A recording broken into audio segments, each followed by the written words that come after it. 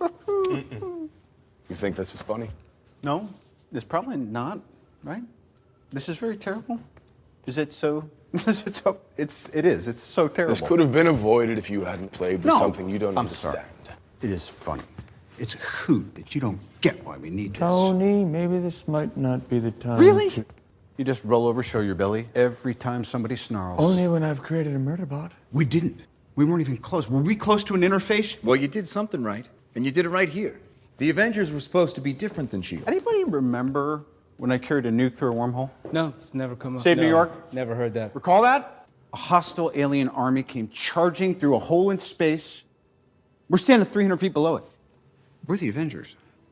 We can bust arms dealers all the live long day, but that up there, that's the end game. How are you guys planning on beating that? Together. We'll lose. And we'll do that together, too. Hello, everybody. Welcome back to another episode of Every Marvel Movie Ever. I'm your host, Gabe Thomas. With me, as always, is your co-host, Francisco Alcala. But who is not always with us, who is with us today, is our special guest, Tim Fleming, who you probably remember from our Avengers episode. Tim, how are you doing? I'm doing pretty good. How are you doing, Franny? I can't exclude you. Yeah, you can. I tried. You've definitely tried. I'm doing pretty okay. Did I even say that we're talking about Avengers Age of Ultron? There you go. You guys have read the title. You know, you've done the math. Tim, what do you think of Age of Ultron? Super baseline thoughts.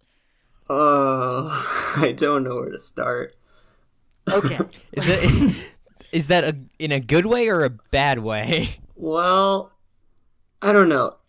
It's weird because I don't really have a whole lot of strong opinions on this one. Like, when we did the Avengers episode, well, that's obviously, I think I said it a lot, but that's my favorite Marvel movie, so I was very biased, and I had a lot of biased opinions there.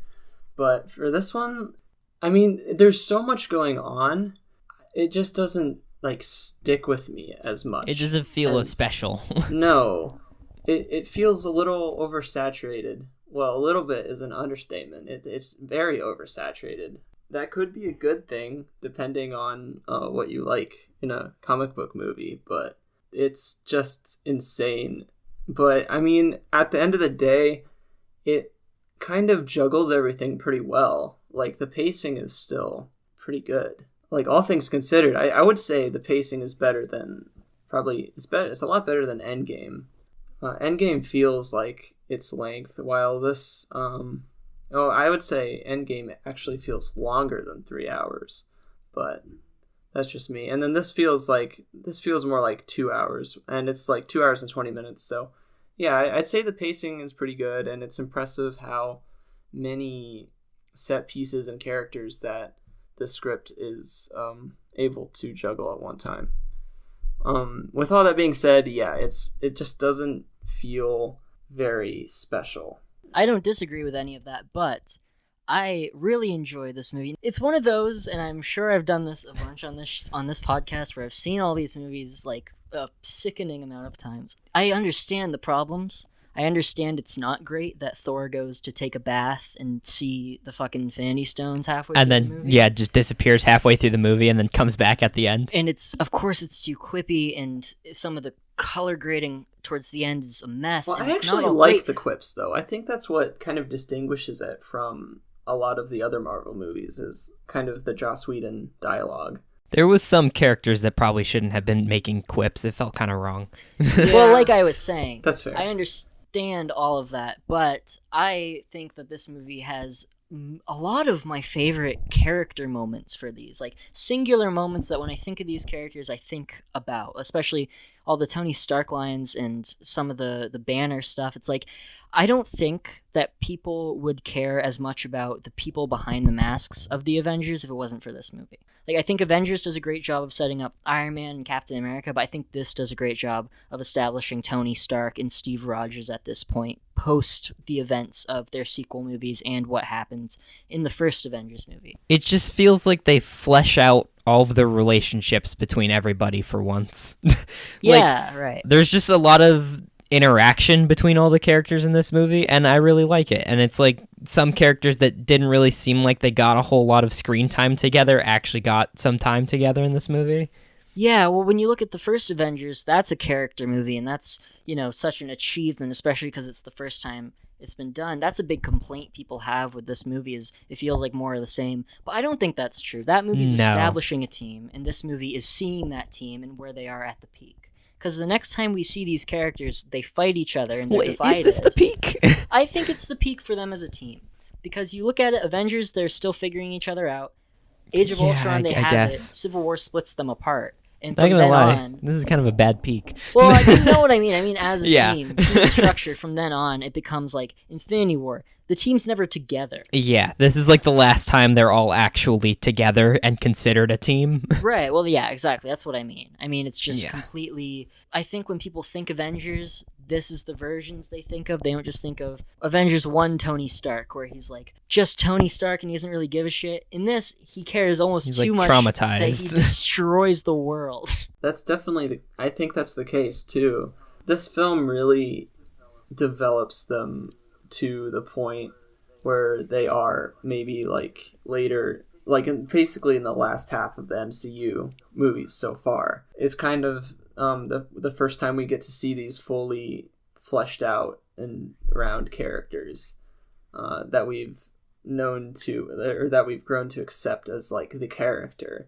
But yeah, I guess it's true that the earlier films were a little bit like they were getting there, but they weren't quite there yet.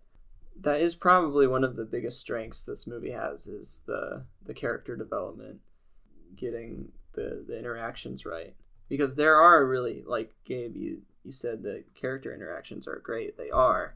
It's probably the best part of the movie. Yeah. No, especially with that party scene. What I'm talking about, that is definitely the best part of the entire movie. Party scene from just the start of it, where it's like Rhodey and he's telling his joke and no one's really giving him the complete payoff that he wants for it, and so he has to find another crowd for it. From that stuff, and then of course the hammer scene is the big set piece of that leads into the introduction of the main villain. It serves two incredibly essential purposes for a movie like this. That's true. It's so impressive. It really is. And of course, Captain America moving that hammer a smudge, it's just a great comedy moment. Like that whole scene is so funny. And I was reading the trivia on IMDb. Most of it is garbage, but I know, some I read of it there's some good stuff in here. But yeah, apparently I think Joss Whedon implied at some point that Captain America could have lifted it then and there, but he's holding back because he doesn't want to embarrass Thor. Yeah, I read the same thing. I think that's pretty wonderful. Yeah, I think that's kind of well known too. I feel like a lot of people thought back to that scene after obviously Endgame. Well, of course, and that's when Thor contradicting himself 4 years, or I guess not 4, 9 years in the future technically, the time jump, and he's like, I knew it. In Endgame, he's like, oh, I knew it. I always knew he could do that. When at the time, he's like, oh, shit. Which definitely, again, tiny thing. That's something the MCU does. It's a really good setup for something that happens, like, I don't know what. 4 years down the track. This came out, 4 years later. Well, yeah, this movie does a lot of great setup, and I think not only the hammer scene, but the scenes where Wanda is like showing them their fears or whatever is also like, it humanizes those characters completely by showing what they're afraid of. Like Tony is scared that he's gonna fuck up and get everybody killed, which he does. Yep, just a little bit. And then Cap, he just like wants to be back in the 40s, but he knows he'll never be able to. But then he is. Thor is scared he's gonna get everybody in Asgard killed, and then he does. and then it's just like, it's all these things, and Tasha is scared that she's gonna become like this murderous spy lady. She kind of does. We're gonna have to see Black Widow. And also says she's a monster for not being able to have kids. That's weird. That scene is a big mistake. I didn't like that scene very much. There's two little things that completely kind of corrupt those character moments. And then Clint Barton gets his. Say what you will about Jeremy Renner. I know Jeremy Renner and Joss Whedon are both super canceled. It's okay. We're not going to talk about it as much as we usually would if this was just us. Yeah. So we're not going to bring Tim into that. We love canceling people on the show.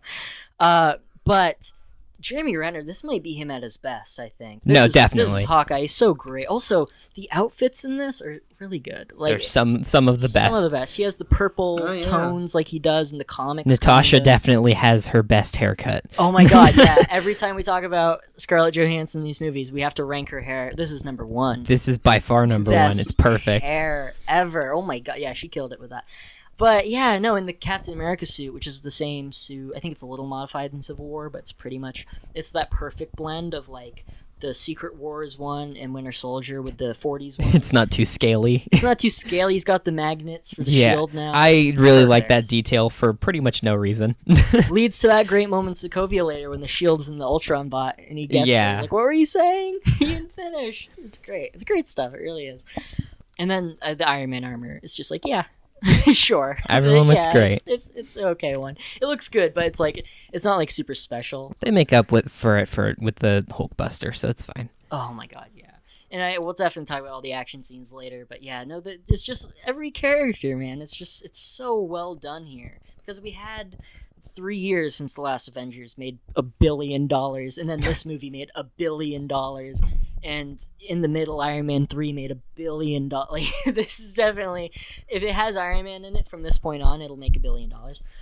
Which is why they put him in all of them. And pay him the most because they're like, we'll make it back. It's like, Robert Downey Jr. deserved it. he does. He's great. He really holds these together. Apparently, this marks the highest opening day. I Oh, believe yeah. it. At 82 million. Yeah, I saw it opening Which is day. insane. Of course you did. I saw it. I don't know if that means like Thursday night or Friday night. I think it's probably Friday. I would imagine. I feel like it'd probably be Friday. Because I don't think every theater does. No, I don't think so Thursday either. night showings. And I don't you never think of a movie as opening on a Thursday. Yeah. Usually you go on a Thursday, but you're like, oh, it's a Friday night thing, kind of thing. But yeah, no, I saw this opening day. Fucking loved it because I was 11 or 12 or whatever. I loved it. You know, I still think it's great now, but I loved it then. Didn't see a problem. Thought it was the best movie ever when I was that old. Oh that yeah, age. well I thought it was incredible when I saw it. Like, well, and part of it was there was so much hype. Like, I don't think I've ever been more hyped for a movie, except for maybe Force Awakens. Right, yeah. But I guess I'm the weird one because when I Yeah. first saw it, I just thought it was okay. Like it wasn't bad. It was pretty good, but I mean that's about it. I mean, that's totally fair. Like, Yeah. It's definitely, especially, when did you see it? Did you see it around the time it came out? Yeah, I saw it like I never go to the movie theater or anything, so I That's saw why it I when was it came wondering. out on DVD. I think my family rented it, so it was probably like 6 months after it came out. So it's probably a little less hype for you, right? Maybe? No, I mean at that time I wasn't super into the MCU. I'd seen a couple of the movies, Right, yeah. so I guess it might have just been like I didn't have the same amount of hype as you guys might have had.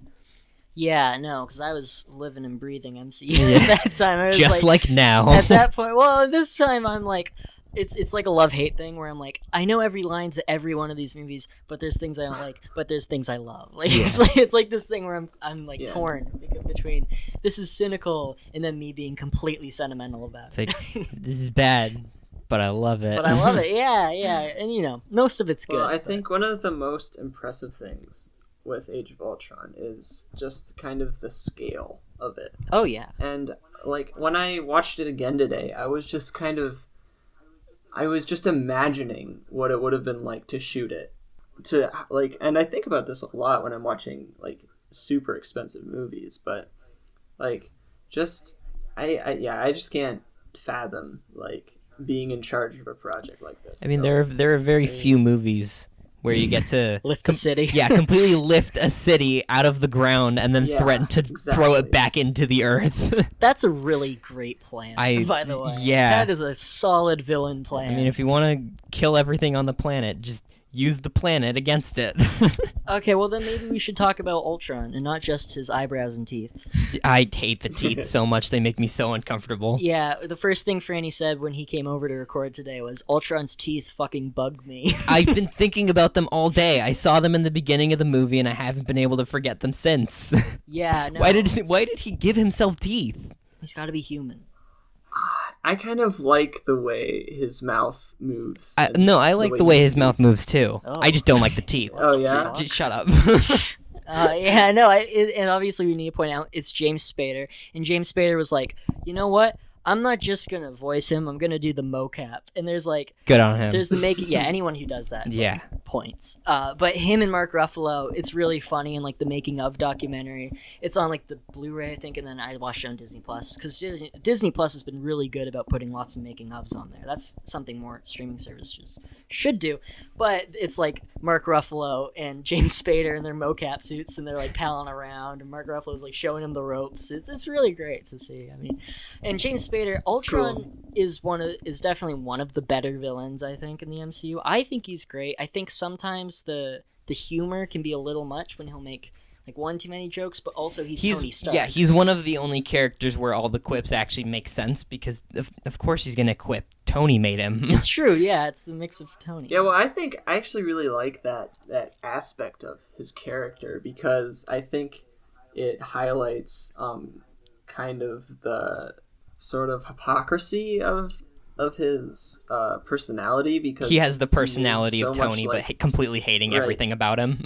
Right, exactly, and I think that really adds to his it definitely makes him him a little bit more interesting. Right.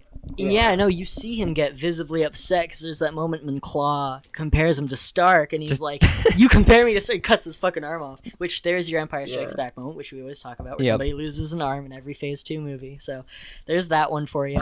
And then he comes back in Black Panther, and is like one of the best parts of that movie. He's so I think it's cool that they kind of just name drop Wakanda. Yeah, you mean Wakanada? Oh yeah, yeah, Wakanada. Yeah, it is really great.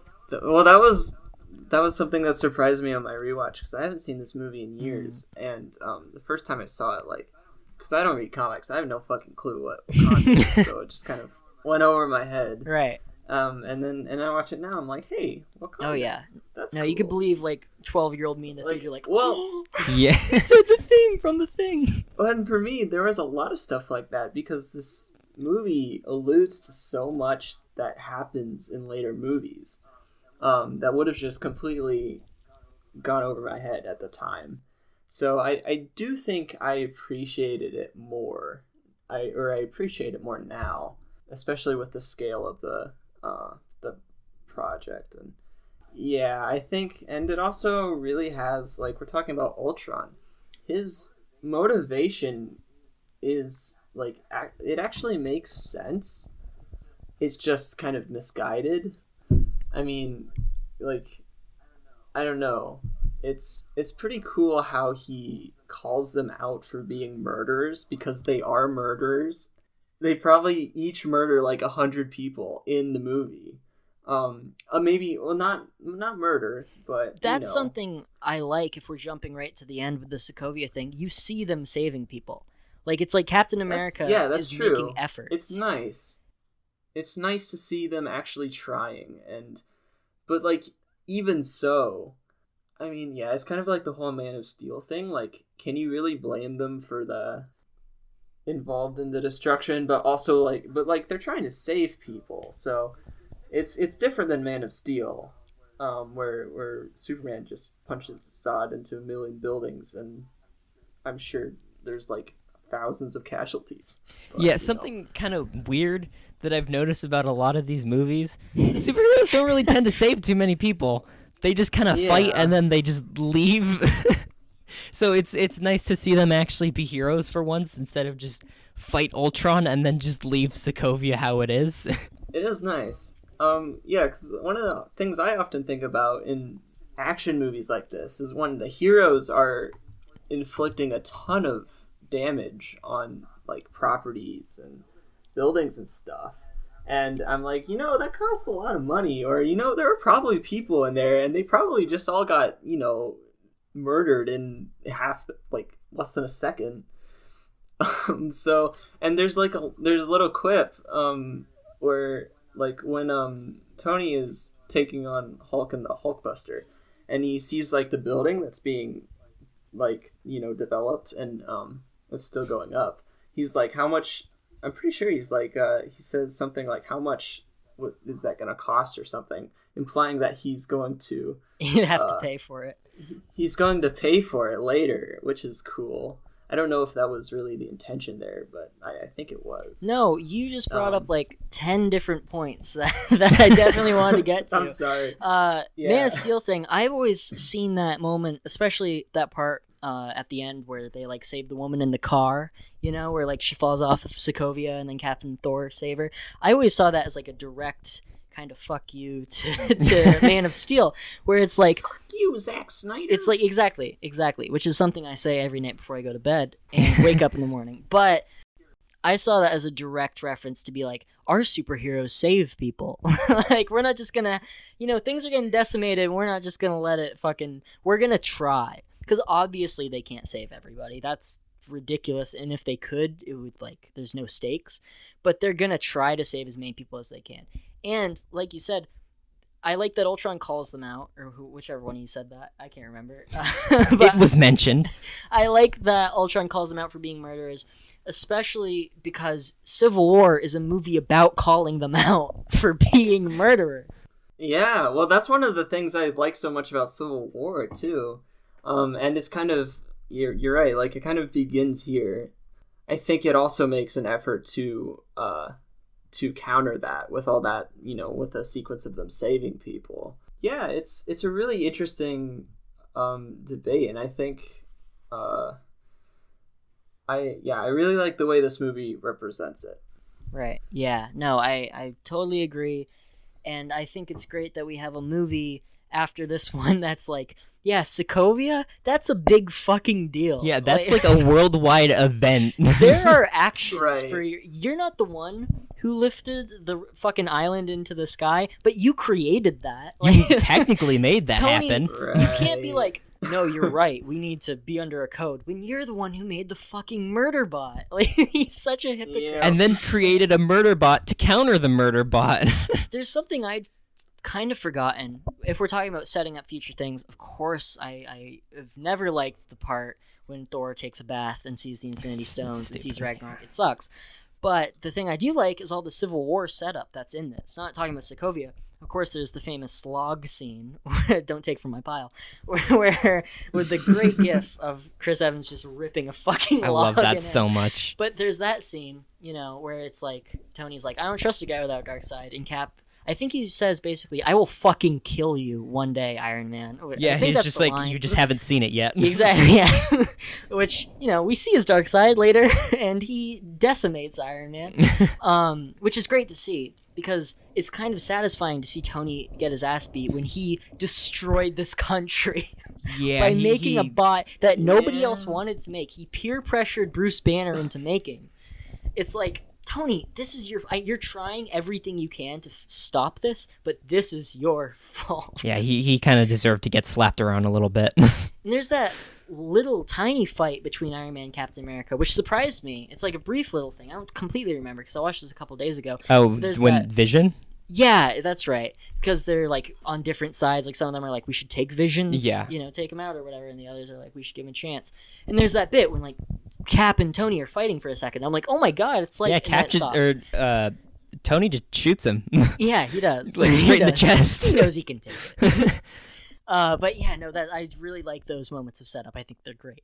The Ragnarok setup is really bad, mostly. I don't like any of it. The part at the end where Thor's like, I have to go find Infinity Stones is fine. Like, it's a one-off line. But that whole thing, bringing in Eric Selvig again, like, what a waste, right? Like, what a waste of time. That's like 5 minutes. They didn't need to do that. You set that up perfectly at the start of Ragnarok. I just want to say, as someone who doesn't read comics, when I saw that, like, I was just like, what the fuck is going on? I think that's how most people felt, because that scene's also supposed to serve, and it's hard to remember this now since it's like so ingrained in popular culture. That's supposed to be like a revelation that like the Cosmic Cube and the Ether are Infinity Stones. Well, I do like the shot, like the visual of the stones going up in the in the galaxy shape, the sky or whatever, and then forming the gauntlet. I think that's a cool visual, but I think I would agree with you. It's not really. It's a little jarring, I think, and it probably in the future, I think the mainstream audience will appreciate that. You know, some might not. I don't know. It probably wasn't needed. I feel like if anything, it should have been Guardians, because that was the movie before, and the main focus was Infinity Stones, so might as well just reveal that, yeah, all those other things are also Infinity Stones. And that does kind of have an origin for some of the Infinity Stones. Like, the Collector's like, at the start of the universe, there were 6 singularities or whatever. And, you know, that's a great way to set up. Of course, it's not like the Tesseract is one. This is one. I don't like calling it the Tesseract. That's what the movies call it. It's the Cosmic Cube, motherfucker. The Cosmic Cube is one and all that stuff. And it's a really cool idea. I just think having a subplot where Thor's like, oh no, oh dear, Yeah. oh, thou must go to the fucking bathtub and have a revelation about, like, I don't need that. Do I need that? Yeah, it really could have been cut out and put somewhere else. I see its purpose. That could be an end credit scene, or that could be in Ragnarok somewhere. That's true. Or like maybe if that was the end credit scene for the second Thor movie. Yeah. Or even the end credit scene for this movie. I mean, the one for this movie is literally just Thanos being like, all right, I'm a go, and then that's it. That's just the end credit scene. Oh, yeah. There could have been a little more to true. it. I was so disappointed by that end credit scene. Me too. Because, well, not only because it's like, oh, you see Thanos and you're like, something crazy is going to happen. This is going to be a 2-minute scene or whatever. And then he's just like, I'll do it myself. Which has become, by the way, like a famous Thanos quote that people say. But that's weird because it's just the actual this one scene thing. is really lame. It's such a lame like way to end the movie, because the actual movie ends really good with the Avengers Assemble tease. I see where you're coming from, but I think it's a pretty good tease though. I don't know, because we already have Thanos and Guardians. We've already seen so much of Thanos that, like, we know he's gonna do something eventually. So I mean, I feel like it just doesn't really work that great when that's all that there is. If there was a little bit more to it, then yeah, that would be fine. But for that to be all of the end credit scene, it's just kind of disappointing. And I understand why it's there, because 1, the next Avengers movie is about Thanos, and you want to set that up. And 2, the first Avengers movie, Joss Whedon probably feels a little bit of ownership over that character because he put him at the end of that movie, setting this all up. So I understand why it's there. I just think it's a complete waste of you could show something there. I mean, you guys bring up good points. I think if like that line, fine, I'll do it myself, if that was still the end of the credits, the end of the scene, basically, but they had extended it, like, and you see the beginning of that scene, like, see whoever he's talking to, I think it would probably been more satisfying. Yeah. In fact, you saying that just reminded me, or it didn't remind me, kind of revealed to me, he's probably just talking to himself, right? No, yeah, he's definitely all alone. He's probably not talking to anybody. That's just like a secured vault, and you see it open up. I guess it's supposed to be, where is it? It should be on that planet where Peter Dinklage is. That's not that. Where is that? I don't know where that is. That must be on some ship Thanos has, I guess. It's in Asgard. He already has it. But it doesn't look like anything. Yeah, no, it looks unfinished. It looks like they didn't render it. It's just like this white void. It's kind of lazy. I mean, I guess that's not really important.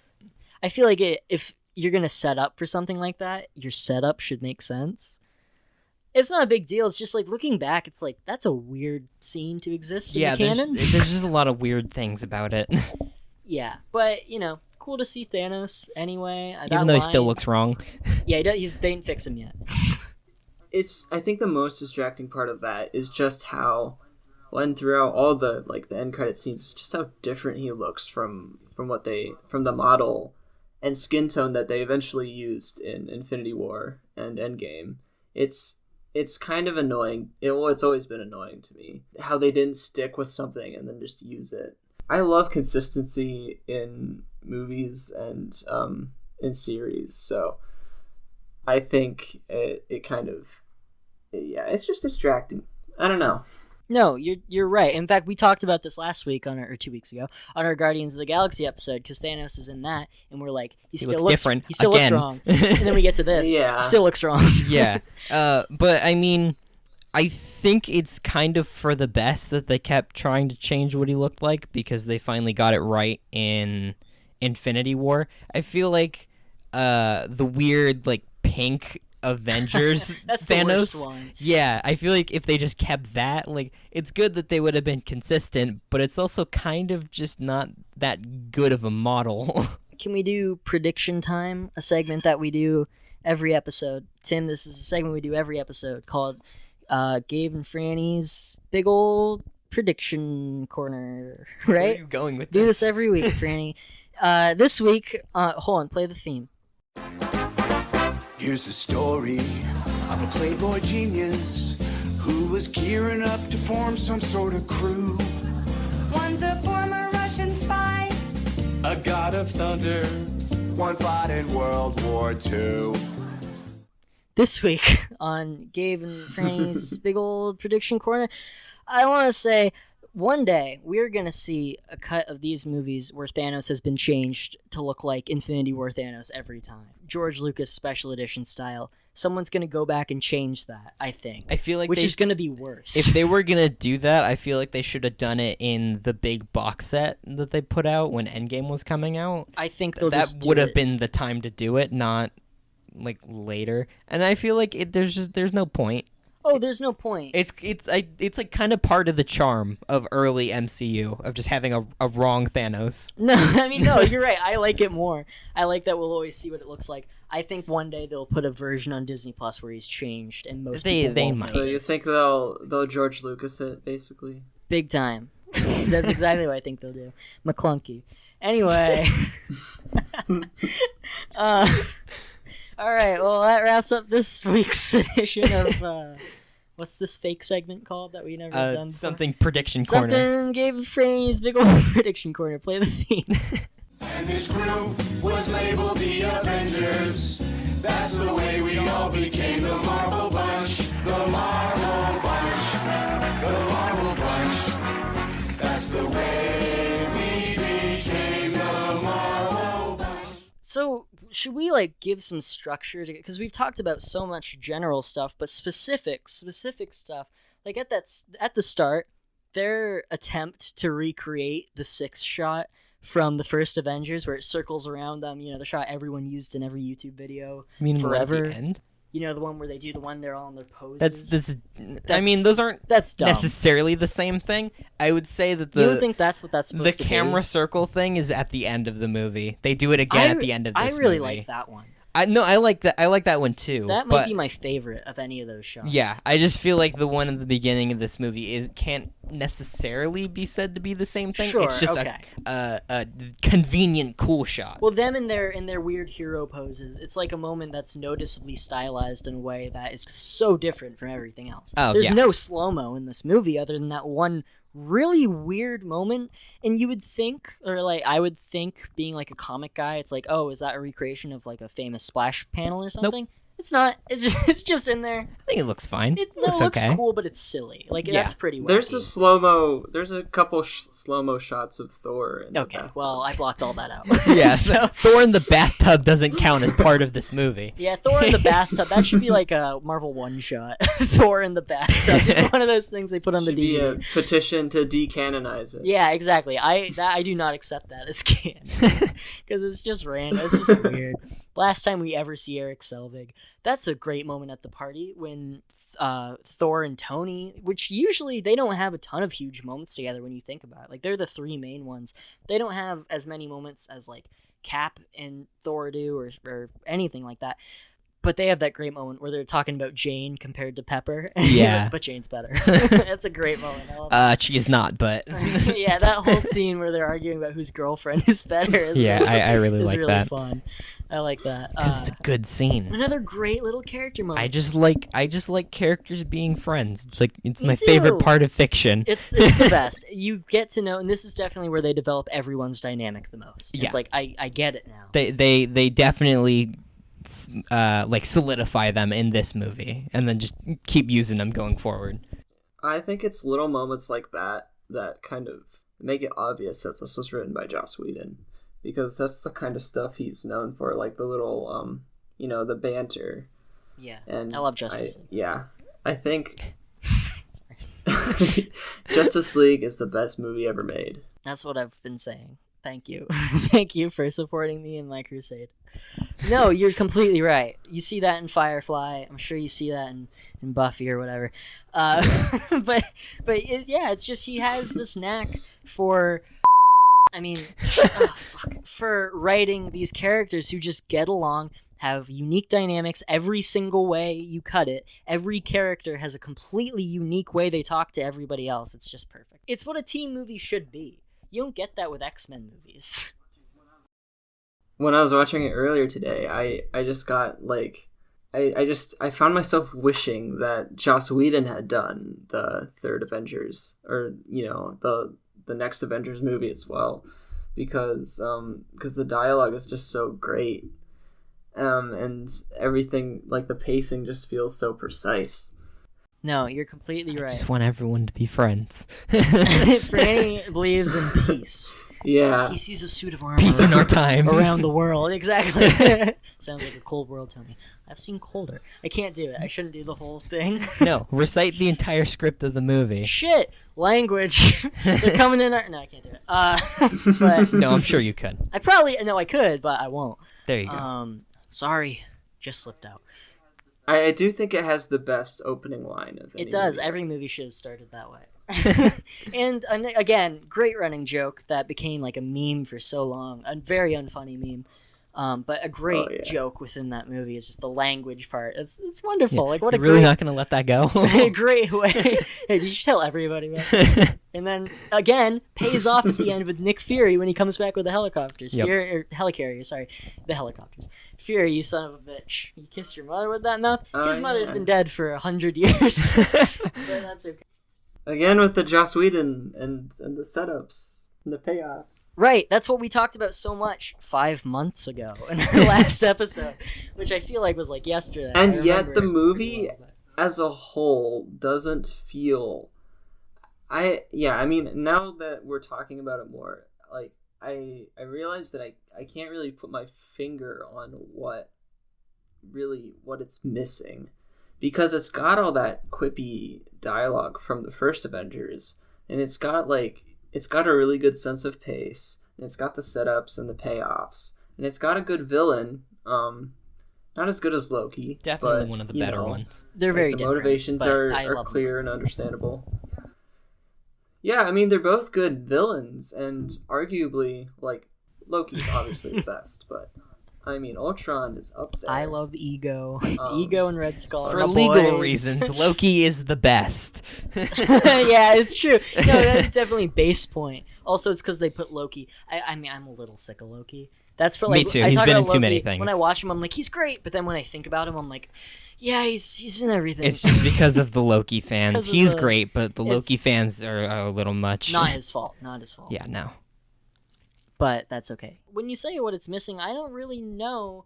I mean, this one has Hawkeye on a farm, and the other one didn't. So this actually is more than the other one. If I had to, what do you guys think about the farm?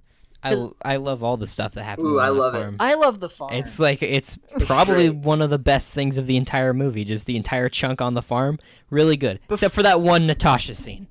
Oh my god, yeah. There's So two I was gonna huge say. blusters of character moments. One of them is so tiny, and it's like it's not even like this huge like devastating thing. It's just like, Joss, you know how to write these characters so well. This is a weird moment. And it's when he's talking to Steve Rogers is talking to Maria Hill at the start, and they're talking about Scarlet Witch and Quicksilver. And we haven't even talked about those two. We'll get this is gonna be a long one. I have not even. It's already been longer than usual. I've not even touched the tip of You where can I cut want it to say. down. That sounds disgusting. So Maria Hill, Kobe Smulders, Robin Scherbatsky from How I Met Your Mother, the greatest show of all time. Let's go to the mall, everybody. Let's go to the mall, everybody! The point is the moment where she's like, oh, she has this and he has this, and she's like, he's fast and she's weird or whatever. Steve Rogers isn't dumb. Like, Yeah, why like- is there that moment? It's the audience. He's explaining it to the audience. It's like he should know what that means. That moment is kind of eye rolling because it's supposed to be like a funny moment, but That's always irked there's me. two problems with it. One, that's just out of character, and two, we've already seen what they can do. Yeah, We don't exactly. need it dumbed down. Well, it's okay to have like a debrief, I guess, but Not to him she though. should be talking to Thor. Like Thor is the one who's like out of touch. Yeah. Cap is a fucking military Cap is leader. aware. He's been in this world for like 3 years now. He knows. Like, I don't understand. That's such a weird choice. Just a tiny thing. And then, of course, the other big thing, and we've talked about this, I feel like since the start of the show, we always allude to the Natasha Banner conversation as being this really out of place and bad Because scene. it's just so weird. It's just the idea that Joss sat down and was like, today what I'm gonna write is a scene where Natasha explains that she's infertile because of this thing that happened with her spy training program. Totally fine. That's like real world. There's one line that heavy completely stuff. ruins it.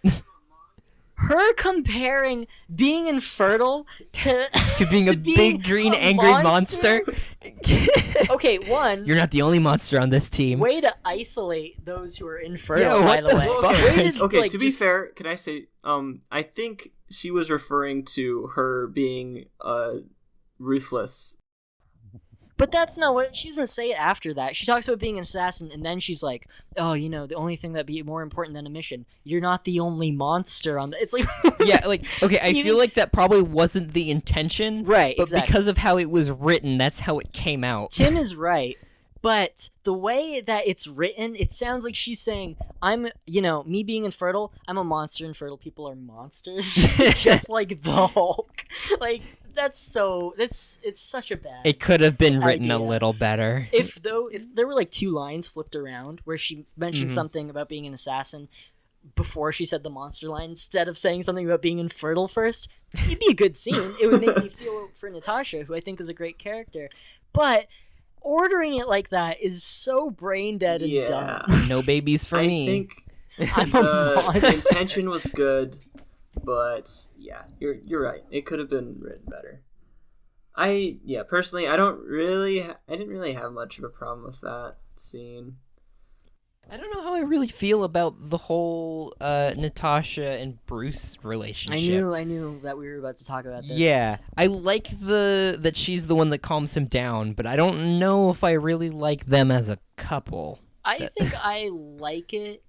I think it works. It's kind of an odd pairing. There's never a hint of that before this movie.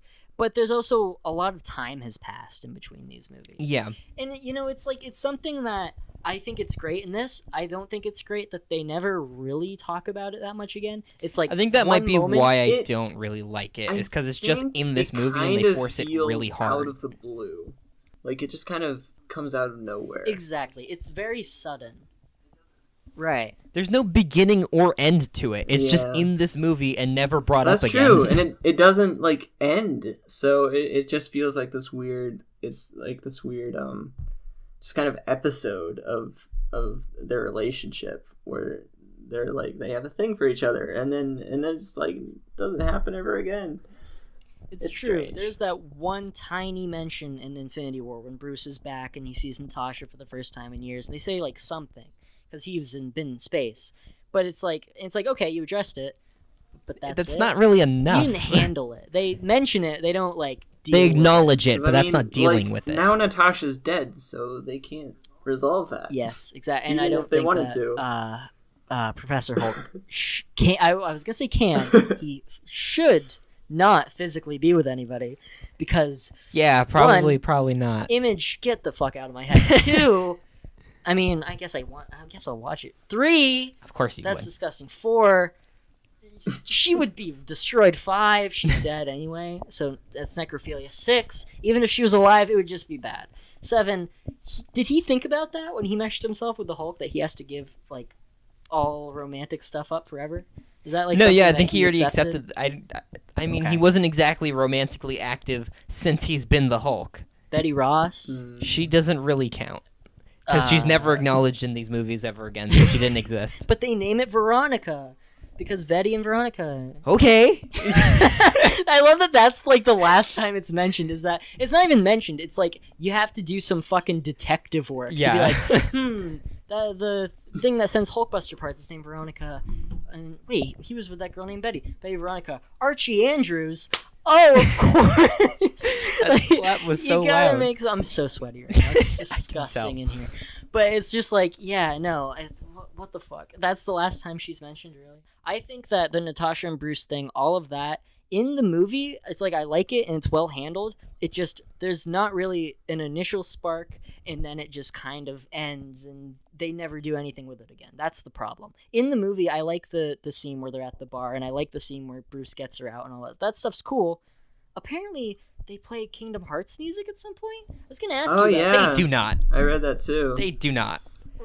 Yeah, I think they do. I will. Okay, I'll have to listen to that scene one more time, but I'm like 99% sure they do not. I would know Kingdom Hearts music. Yeah, 'cause for the podcast listeners, we probably never talked about it, but you're like diehard Kingdom Hearts fan. Absolutely, been playing it since I was 3. He is like, he loves it. He loves the fuck out of it. And so yeah, I read that and I was like, I'm gonna fucking ask Franny about this. Yeah, on no, the podcast. I feel like I definitely would have realized that, and that feels really weird. Why would they do that? I think it might be Kingdom Hearts 3 music. That it is was used impossible. No, it was used in this first. So maybe it was used. Maybe there's Age of Ultron music in Kingdom Hearts 3. There definitely isn't. I would definitely know about that. I need you to find out.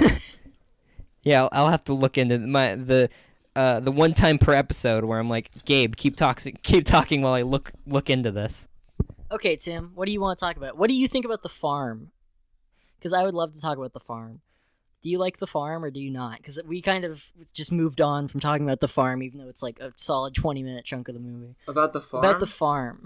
Because some people hate it and they're like, it's boring. Yeah, I like it. I said it. I love it. I think it's great. Okay, that's great. Like, you know, I think I said in the Avengers episode how much I enjoy the characters just talking to each other.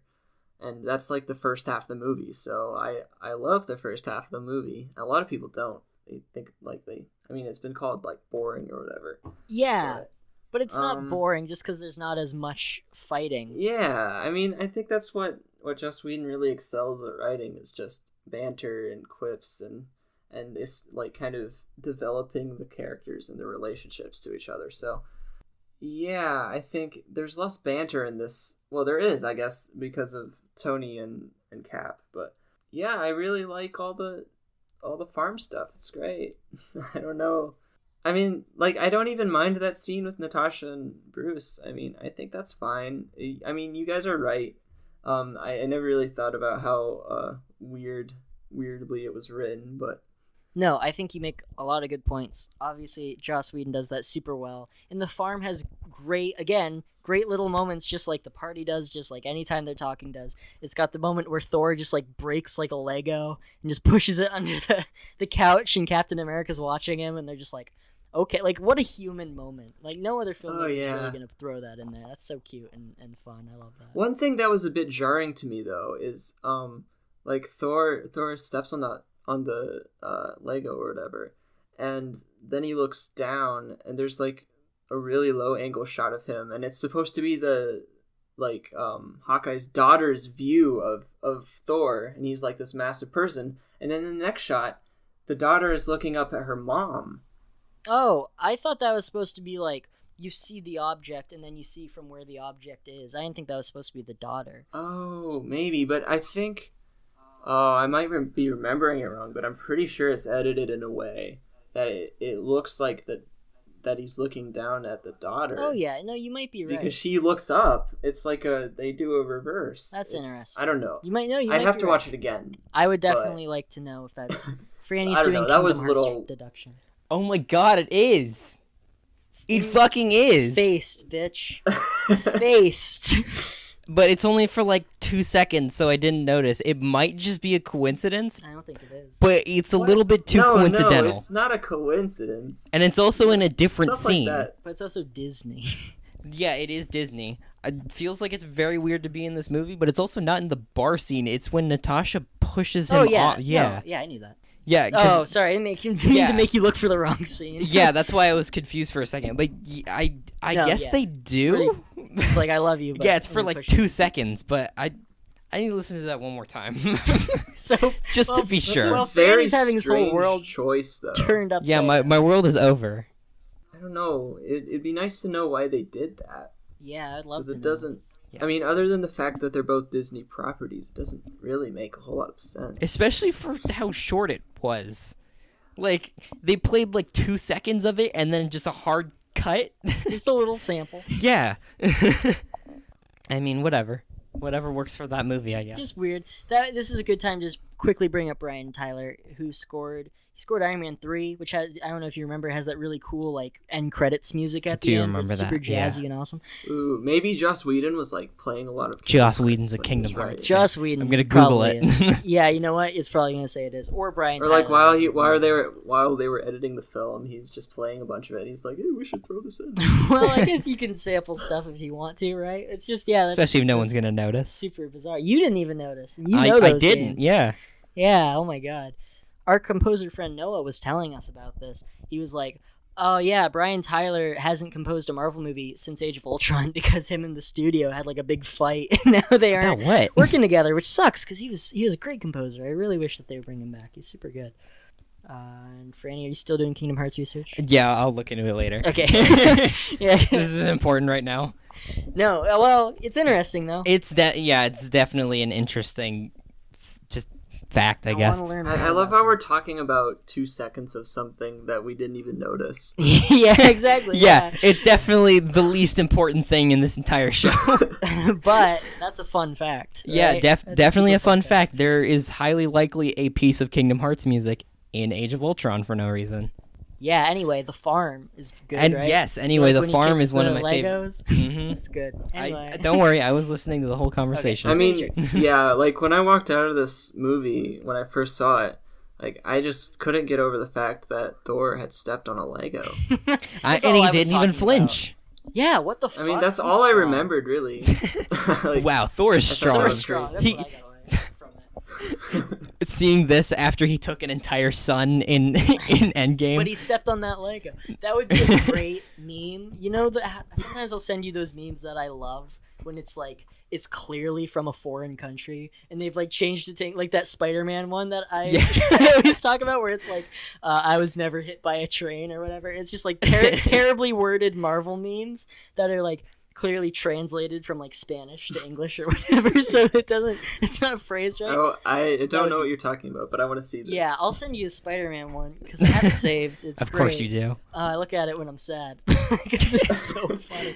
It's not that funny. Don't get your hopes up. Yeah, no, they're not very funny. But I just find that's one thing that just makes me laugh for some reason. Oh, just before I forget. Do you want to talk about Quicksilver and Scarlet Witch? Okay, yeah, we still need to talk about them. Half of them is super good. Wanda's awesome. She became like a great character. She's not as good in this as she becomes, but Wanda's become like this one is of my definitely favorites. the weakest that she is in any of the movies. Right. It's a good introduction, especially when she's telling her origin. Super good. I really like that when she's like, yeah, guess what? Just like everybody else in the universe, it was a Stark problem. Everybody was created by Stark, or something happened with Tony, and that's what happened to us. It's like that one episode of Community where everyone's origin story goes back to the same event.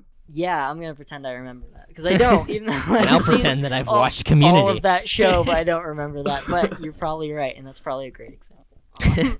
But yeah, no. Yeah, I feel like Quicksilver is kind of lame. Doesn't really it's do not much. Even that he's bad. It's just that, oh my god. He's just an annoying character. Don't give him really anything to do. I like his moments, especially with Hawkeye. Him and Hawkeye have pretty good chemistry in those, especially in those 2 moments. The first time that he takes him out, and then of course the second time with the.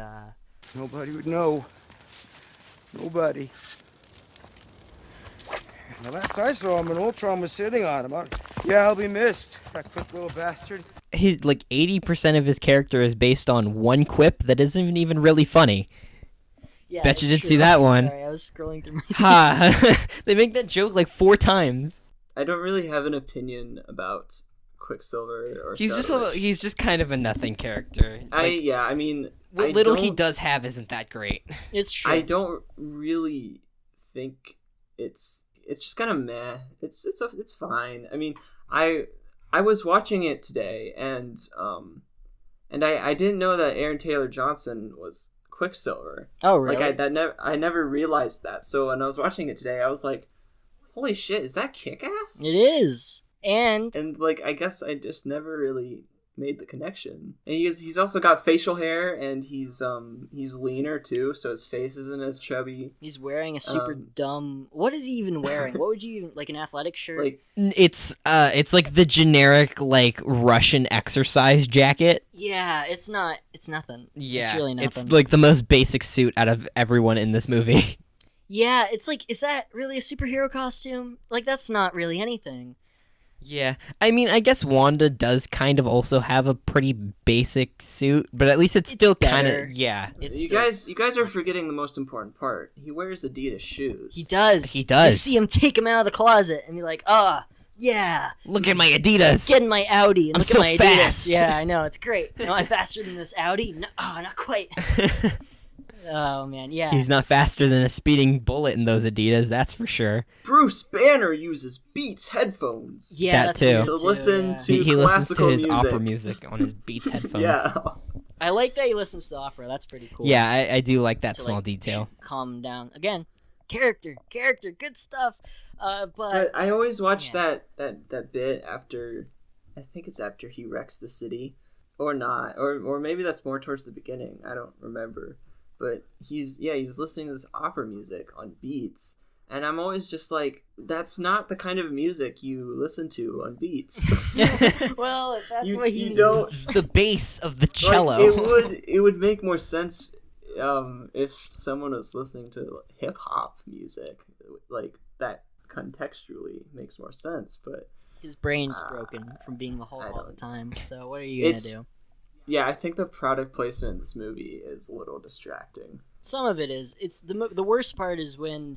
So there's just, like, the one Audi. Like, the whole fucking city has been destroyed. Nobody should have an Audi in Sokovia, but there is one, and they all get in it and drive around, and you see the Audi logo. The car that they drive is it an Audi? Yeah. Oh my god. Yeah, no, that's what I'm saying. But also, why is there an Audi in fucking Sokovia? They're so good that they can survive the entire town being lifted off the earth. Yeah, but no, I mean, like, Sokovia is like a piece of shit. Yeah, no, there's no reason for them to be... There's the one rich person in all of Sokovia that...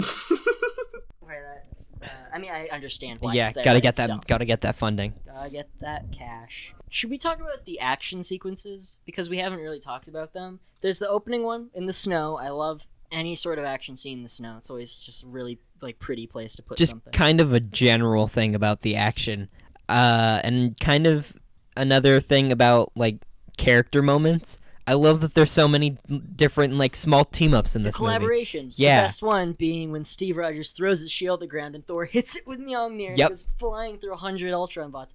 That's great. Also want to mention... Call back to the first movie. Want to mention... I do want to bring up how much more kind of handheld is used in this movie, like, from the first Avengers. Because one of the things I love about the first Avengers movie is just how little handheld camera there is. And I think some of it has to do with the aspect ratio, because you can get away with more shaky cam when you're using 2.39 oh, that's right, they changed to 35 or 185, whatever. right? Yeah So I think that's part of it, and I prefer the lockdown approach that the Avengers did, where you could see what's going on really clearly, and it's not like fast cut hand cam. Right. So I still think the action sequences in I think that are better than in like Civil War. Some of them. Like, yeah, well, they're definitely better than like the Russos' shooting style, because the Russos are just fucking crazy. Yeah, they love cuts.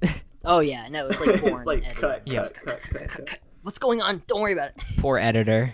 I'm not trying to be like cool, like one of those cool people who's like, oh, you guys, the fucking airport fight in Civil War isn't awesome.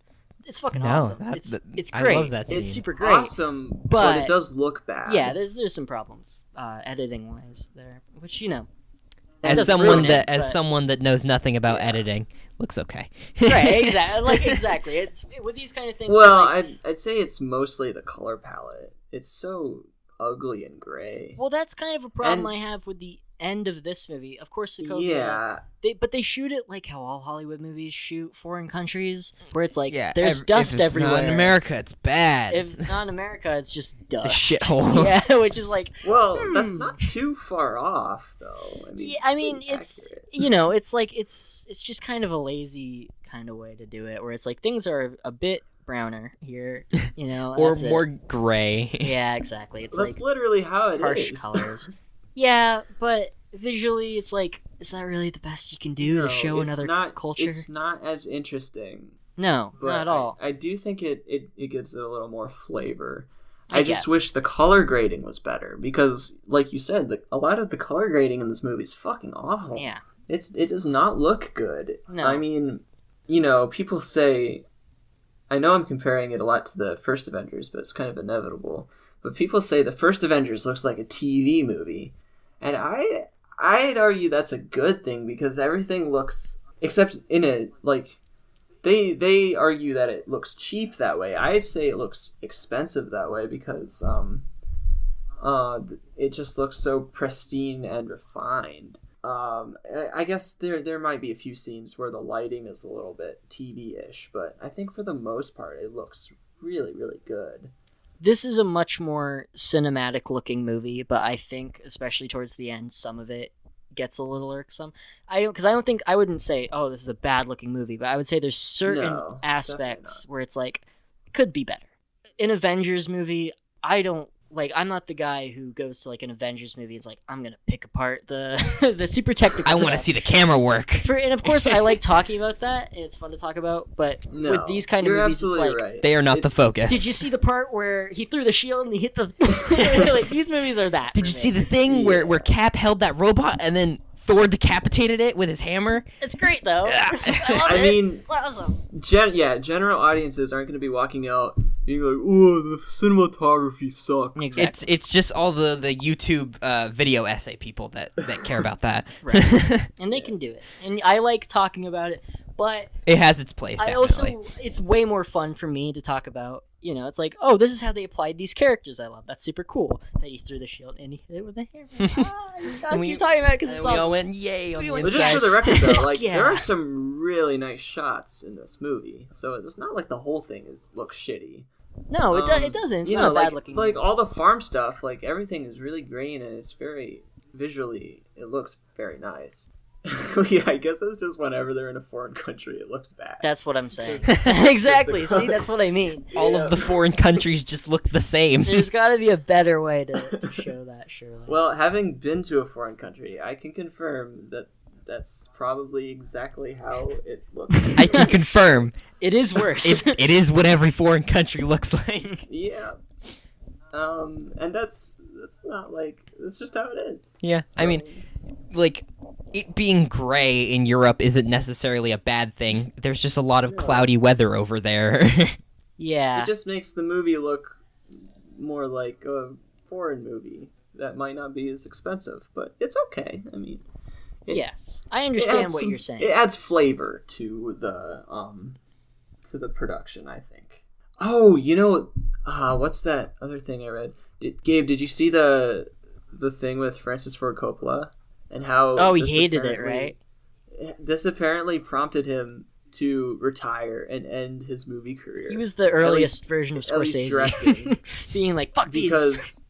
Because it's... These movies aren't art. Big, dumb action movie, blockbuster.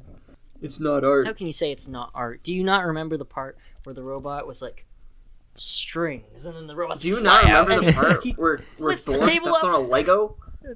That's art. That is art.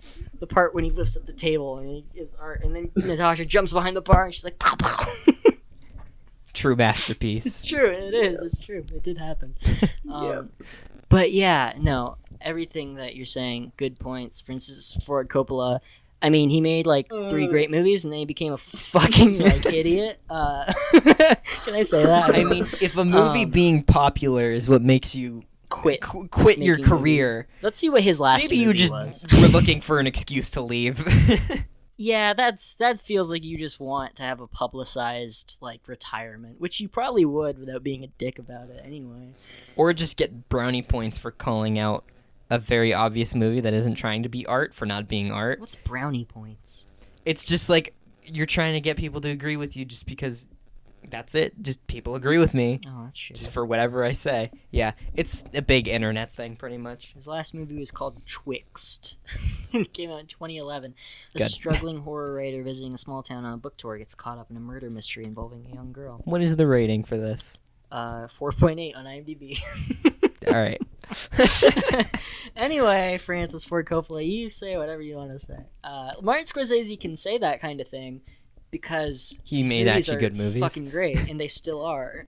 And so, like, he can say that. But Francis Ford Coppola, he made Jack with Robin Williams. You know what that is? No. It's a movie where Robin Williams is like, he's Robin Williams, but he has the brain of a 10-year-old boy. So Robin Williams. Yeah, what the fuck is that? So, can we talk about the puns a little bit more, or the quips a little bit more? I mean, we've mentioned multiple I know times we've that they're mentioned not that them. good. With Ultron or who? just everybody, because this is one where it's everybody's doing jokes, and if it kind of works in this one more than it works in some of the later ones. And usually, even in this one, it's kind of there's some characters some that of them feel kind of are weird. kind of grating. The one where I was like, oh god, like the one where it's just like, this is such a small example, but he just says it, and I'm like, what the fuck? Is when Tony Stark walks into a barn, sees a John Deere tractor, and goes, hello, dear.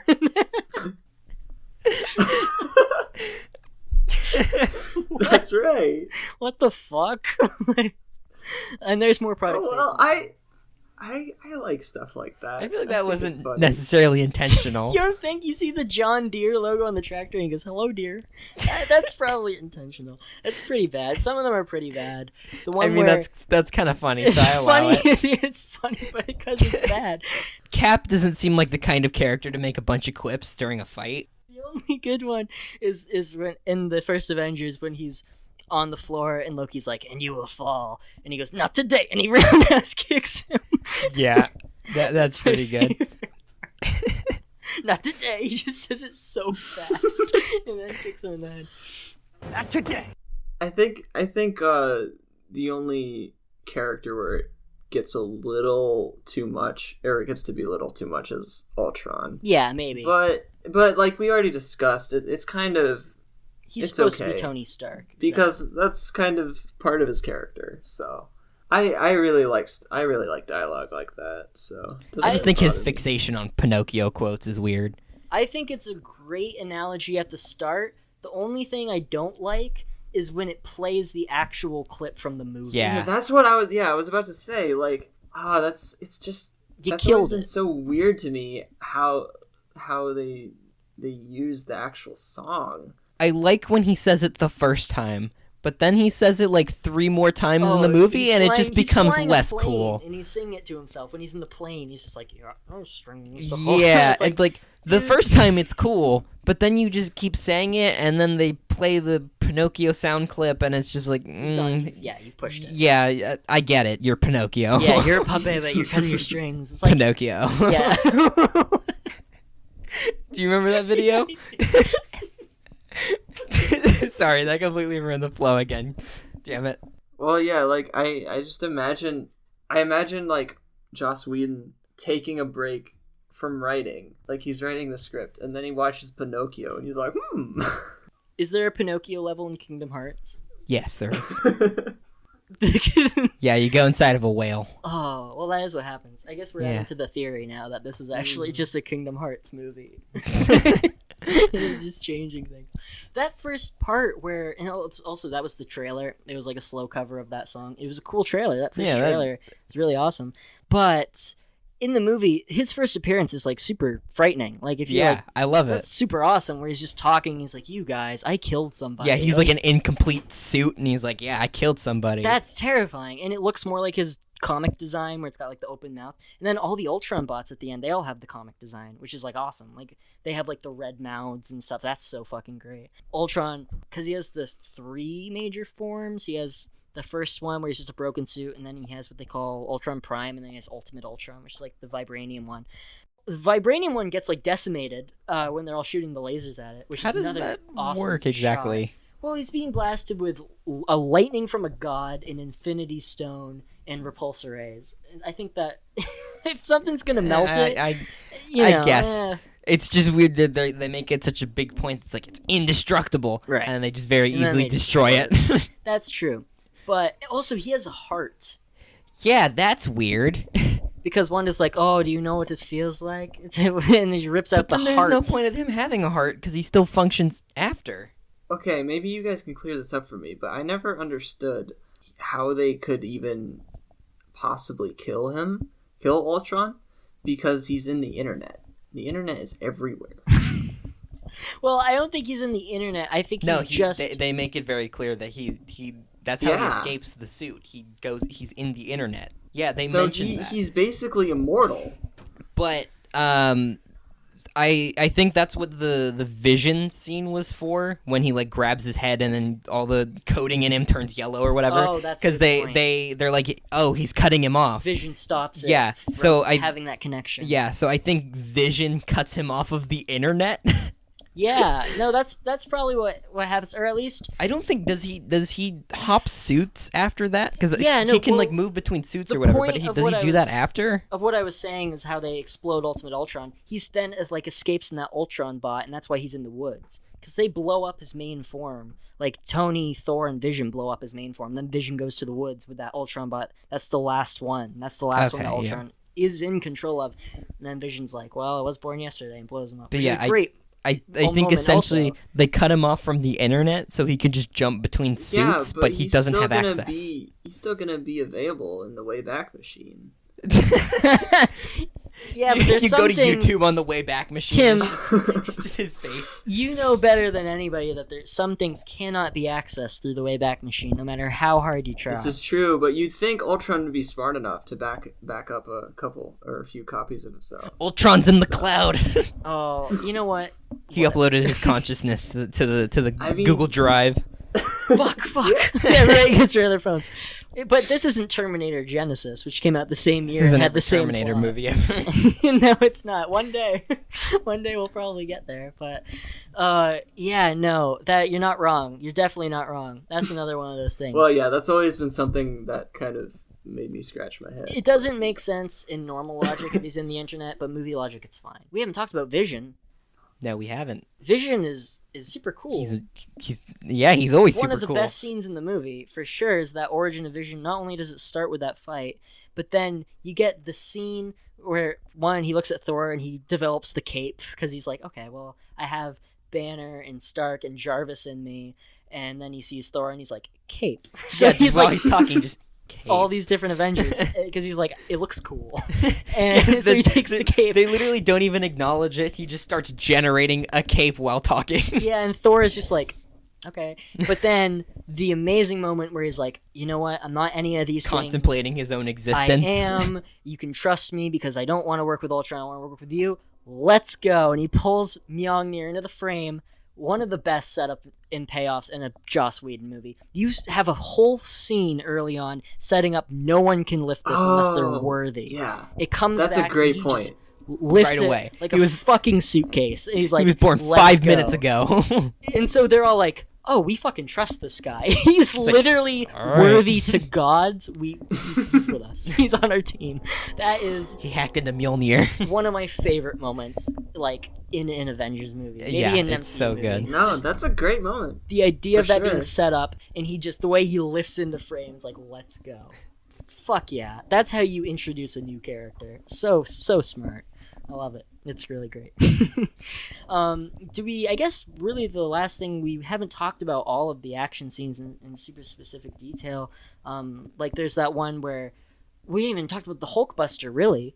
We briefly mentioned it, but that fight is like the fight of the movie, probably. Yeah, that is definitely the highlight. Well, I remember fight. watching the trailer.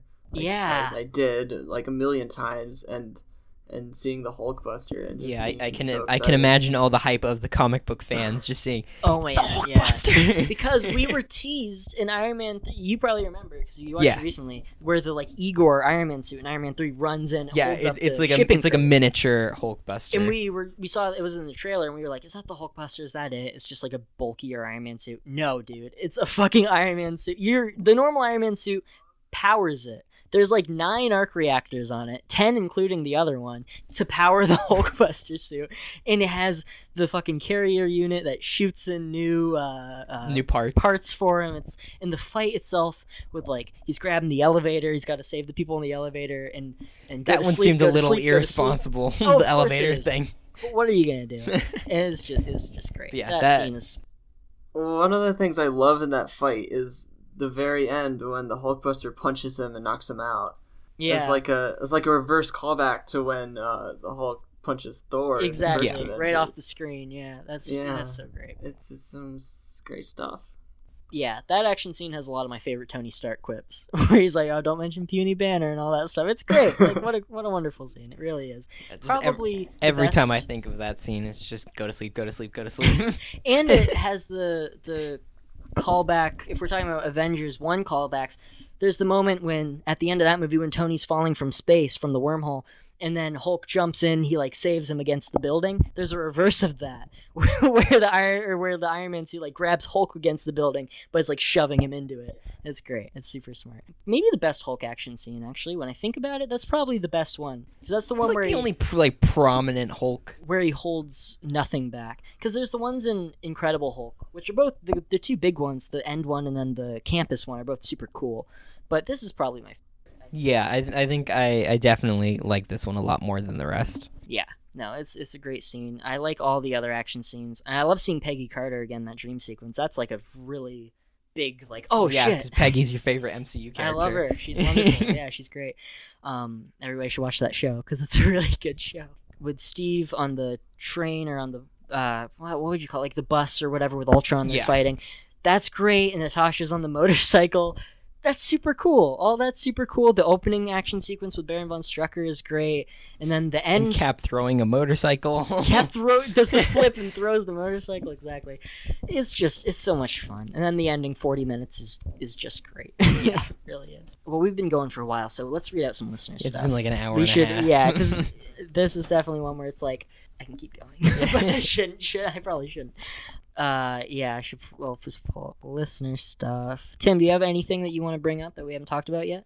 No, I'm just surprised how much we found to talk about, because like when I watched it earlier today, I was just like, I don't know, it's fine. Yeah, even after talking about all these great things, I'm still like, yeah, it's like a 7.5. Like, well, what are the major negatives with the movie? Because Tim, earlier you were like, what's the missing piece? And I'm curious what it is, because I don't like this as much as the first one, but I still really enjoy this movie, and there's nothing I actively dislike.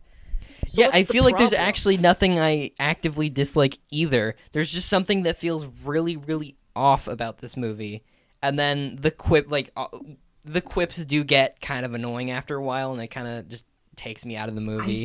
I think it might be just the fact that there's so much crammed into so little space. Like I said at the very beginning, it's very oversaturated, and not the color palette. It's very undersaturated. I think that might definitely be part of it, because this isn't a short movie either. I mean, this movie's like 2.5 hours long, and there's still way too much shoved into this movie.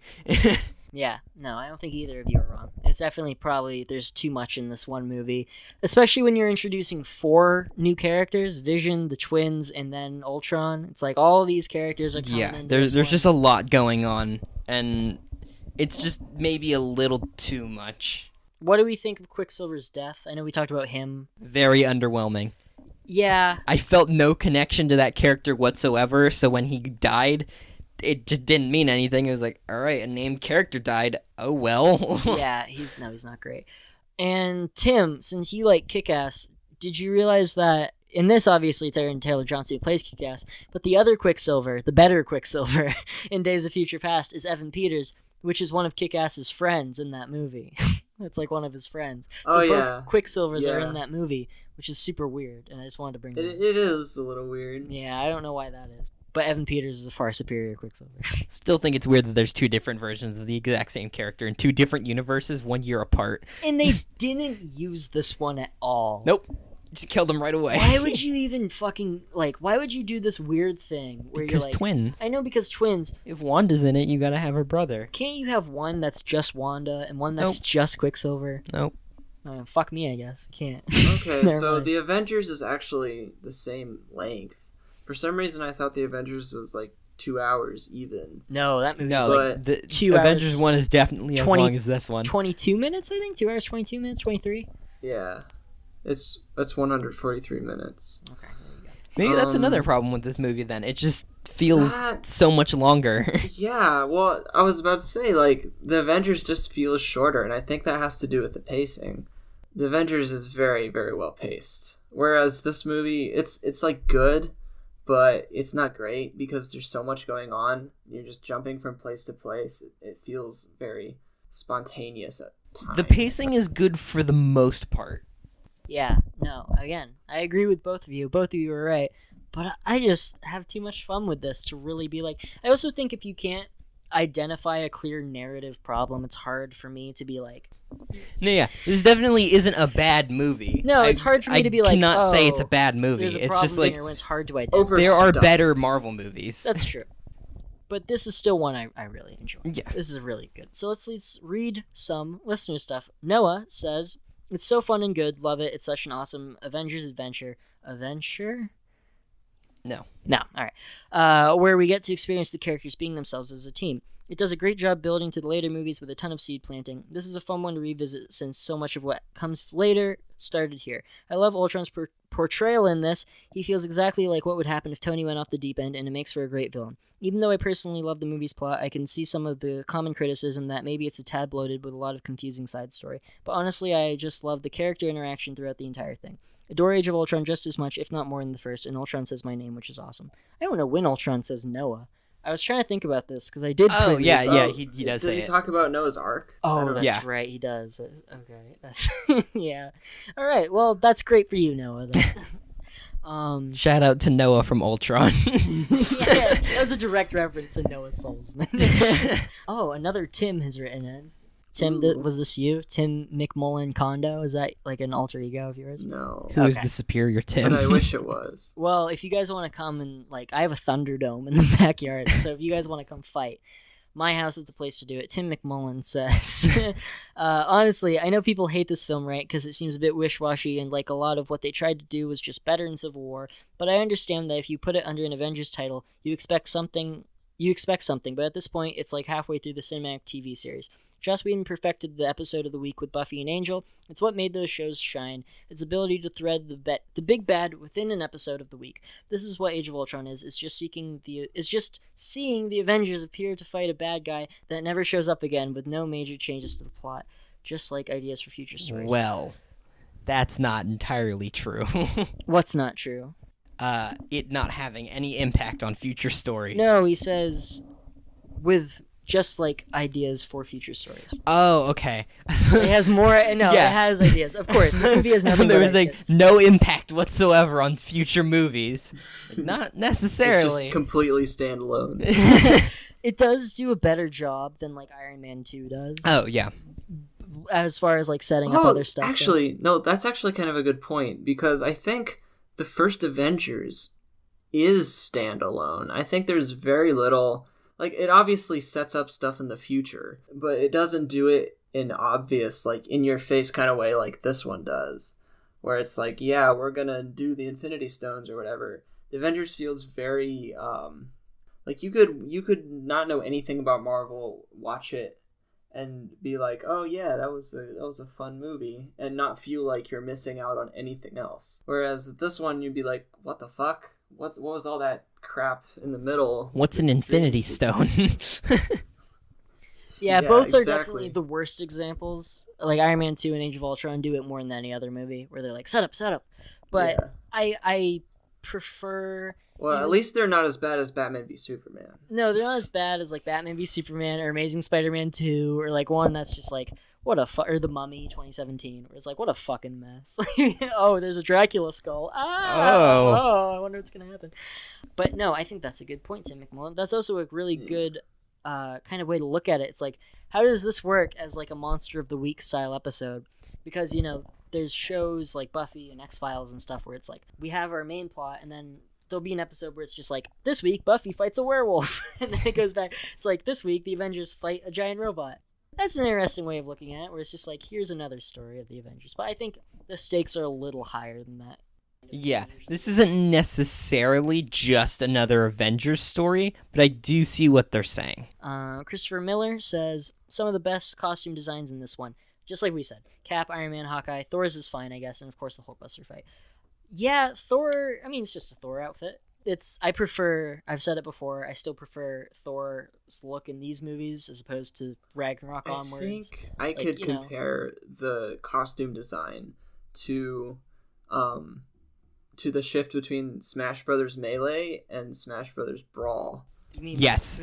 Like wait, you mean like it gets edgier? No, like the Avengers is Melee, and then Age of Ultron is Brawl. Like visually, everyone looks like Solid Snake.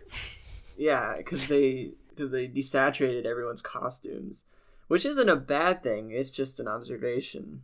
Yeah, and that's it kind of fits with the general... it's a correct observation. Yeah, no, you're right. But yeah, no, I do prefer long-haired Thor to short-haired Thor. Short-haired Thor does have its place, though. Short-haired I do Thor... enjoy short-haired Thor. Well, I was just going to say, in the same way that I prefer the Melee look, I prefer the Avengers look, but of course I'm biased. I prefer the Avengers look for everybody except probably about half the team. Probably, I think Hulk, Thor, and Iron Man look better in Avengers, but I think Nat, Clint, and who Cap. else? Cap. Okay, yeah, they look better. You forget about Captain America? I just forgot who I'd already listed.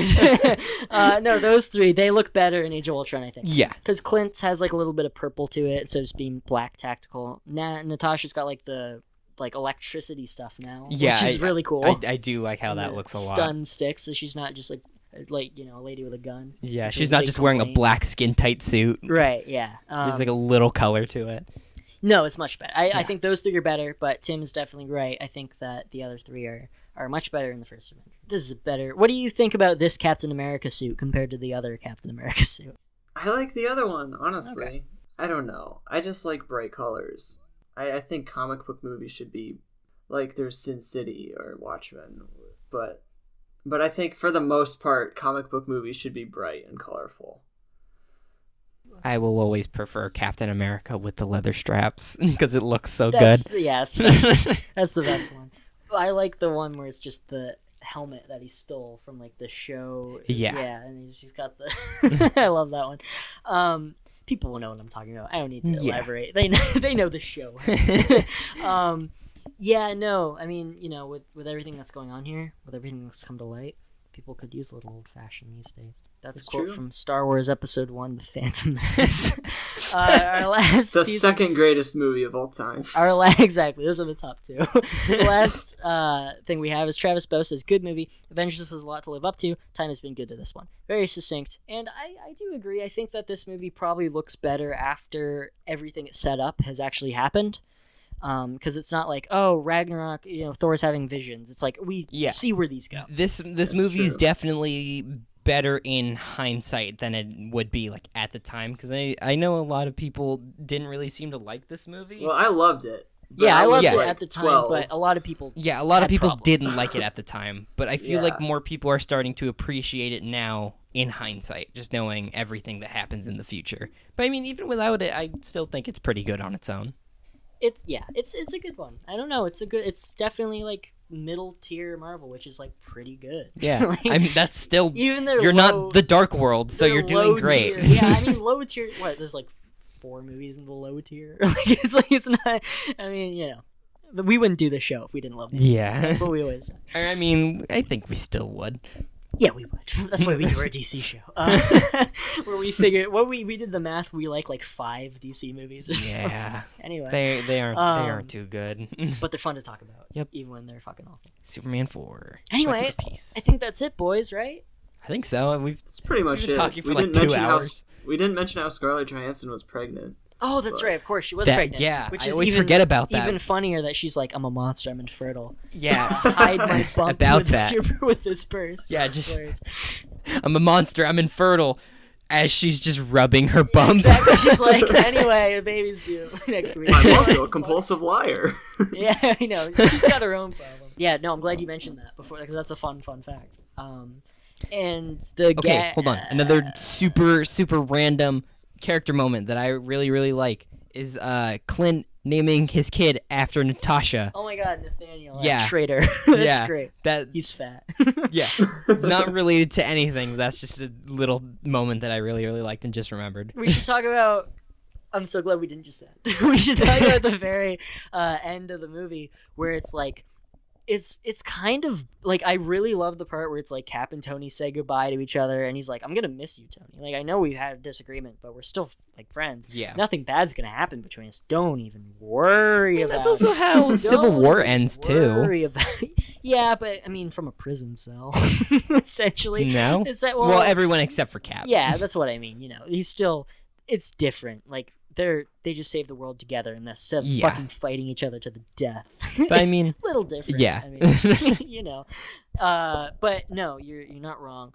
But I like them saying goodbye to each other. I like the shot where the three of them are just walking through the new headquarters, especially because the fun fact that Robert Downey Jr. is like on stilts, so he can be as tall as they are, which is so funny. He's a little manlet. He's tiny. But we should talk about the new Avengers, where it's like we'll whip them into shape. Not great. The actual Avengers, and then it cuts. Wonderful. What isn't great is the shot where it's like this is the new team, and it's just 4 guys in like a white void. Like it's just like the white walls. They're like they're the just Matrix. standing in like a hangar. Just 4 people. It's like Sam and and when Rhodey and the helicarriers show up in the battle in Sokovia, that's so exciting. Yeah. There's stuff to mention. There's so much to mention. Captain Marvel almost being in this movie. Again, why I wanted to bring that up because then they released the footage where there's like a stand-in for Captain Marvel and she's there. And last thing I want That would have been really weird to just bring in. Yeah, well, I think she was gonna be in the movie. I don't think she was just gonna be there, right? I would hope so. Yeah. I think. Well, according to IMDb, I think she was just gonna like come in at the last minute. That's awful. I don't think she was really mean gonna like be in Endgame? it. Yeah, just like in Endgame where she saved everybody right at the end. Yeah. Anyway. Last thing I wanted to mention. Talking about also that would be like a 5th new character. Yeah, Jesus Christ. But talking about a 6th new character. I think I talked about this maybe in our last Avengers episode. Again, it was a while ago, so I don't really remember. But there was that leaked end credit scene where it's like Spider-Man and he's on the building. There's like a window washer and he's like washing the window and then he wipes it. And then behind him on a different building, you see Spider-Man. He's like, hey, dude, what's going on? That was leaked on YouTube like the day before the movie came out. And everybody saw it. We were all like, oh my God, Spider-Man's the end credit scene in fucking Age of Ultron? Obviously didn't happen. But I went back and watched that. I've never seen that. Well, I'll show it to you after. You go back and watch that now, it's like that fucking totally could have been. I think it's also like filmed to look like it's on like a like off of a theater screen, so it's like you can't completely see it, but you can see it enough to know what's going on, and it looks so convincing. Maybe it was at some point. I don't think and then they changed it last minute. I mean, I don't. How, I think it's how just early fan-made. before? It was like, well, it was released because the movie came out May 1st, and I think it came out on like August 30th or something, so like a day or two. Oh before. no, okay, that's too soon. Or not August, sorry, April. One of the A months for Yeah. Avengers, whatever. Anyway, that's it now. Is that actually it? That's it. There's more. I'm gonna fucking do some post stuff where I'm like, hey guys, forgot to mention this whole chunk of the movie, but I don't know. Well, I wouldn't blame you. There's so much. There's so much in it. Yeah. It's crazy. And I think that's the kind of the bottom line is it's a very impressive feat, juggling all this stuff. I mean, and making it work as well as it does.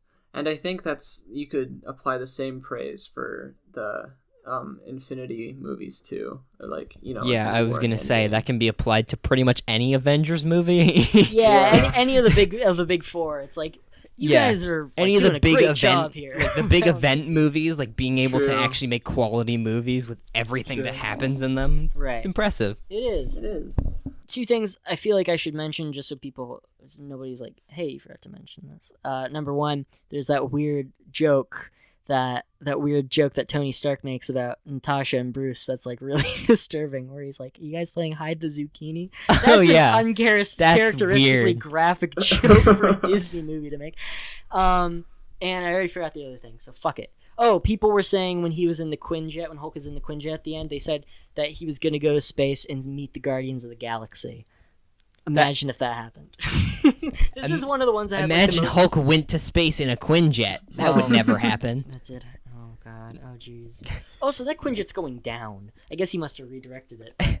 It looks like he's going into the ocean to die. Yeah, kind of. The dog left. He's leaving. He's going out. You can find us on Instagram and Twitter at Marvel Movie Pod. You can find me on Instagram at FlipDegg. You can find me on Twitter, FlipDegg, but the E and egg is a 3. You can't find Franny on Instagram because you're taking over by a robot. I'm in a Quinjet. He's on my way to Quinjet. space. He's going into space. He's got to go fight some rock monsters. Stanley cameo, Excelsior. Love it. Oh, It's so one of good. the better ones. Yeah. One of the better ones. You can find we do a DC show also. I should probably mention that. We do every DC movie ever, which comes out every other week. Next week we'll be talking about Supergirl. 2 weeks on this show we'll be talking about Ant-Man. Actually, I was gonna say actually great, but no, it's okay. What, Ant-Man? It'll be fun. It'll be a quick 30-minute episode, which is Probably. It's what I'm gonna need after this one. Yeah, Like, I think people listening to this are also gonna need a break from this extremely long episode. our event movies are our event episodes, too. Pretty much. Because there's so much. I mean, both the Avengers episodes we've had Tim, so exactly. Yeah, and hopefully we can get Tim back again for something else. Tim, more Avengers. Yeah, if he wants to come back for Avengers. I don't know if I want to talk about the other one. Okay, well, we can find something for him to do, I'm sure, at some point. Are you a big fan of Four Stick or X-Men Apocalypse? Oh, yeah, the 3rd and 4th best movies ever made. Yeah, those two are my favorites. Both produced by Josh Stringer. Do you enjoy Superman 4: A Quest for Peace? I have never seen it. Well, Neither you have can find Tim's Instagram at RealTimothyFleming. All of this will be linked below. Also, our DC show will be linked below, and the social medias for that are at DC Movie Pod on Instagram and Twitter. Oh, that was a fucking lot. I'm gonna go take a nap. Bye. Thanks for listening. Thanks Stay for safe. joining us, Tim, and thanks for joining us, everybody else. And anybody who didn't listen to this, go. Your loss. Fuck yourself. Okay, bye. Bye. Okay, look, the city's flying. We're fighting an army of robots. And I have a bow and arrow. None of this makes sense. But I'm going back out there because it's my job. Okay, and I can't do my job and babysit. Doesn't matter what you did or what you were. If you go out there, you fight, and you fight to kill. Stay in here, you're good. I'll send your brother to come find you, but if you step out that door, you are an Avenger.